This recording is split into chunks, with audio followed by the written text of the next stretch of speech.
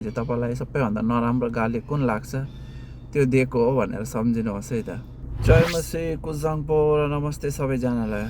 अब चाहिँ गाडी कुदाउनु मजा आउँछ है। फ्रीवे हो कि फ्रीवेमा चाहिँ 100 को स्पिडमा कुदाउनु पर्छ है। अन्त 100 कुदाउने ठाउँमा यता चाहिँ 100 कुदाउनु पर्छ। अलिकति स्लो भयो भने त प्याप गरेर अरूले हर्न बजाइदिइहाल्छ। यहाँ चाहिँ हर्न हतपत बजाउँदैन कहीँ पनि। अनि हर्न बजायो भने चाहिँ तपाईँलाई सबैभन्दा नराम्रो गाली कुन लाग्छ त्यो दिएको हो भनेर सम्झिनुहोस् है त।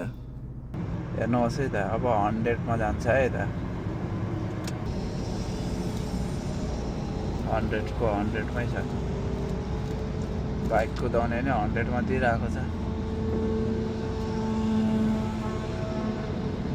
तपाईहरु बसेको ठाउँमा म्याक्सिमम स्पिड कति हो कुदाउनु पाउने अलाउड मलाई कमेन्टमा भनिदिनुहोस् ल।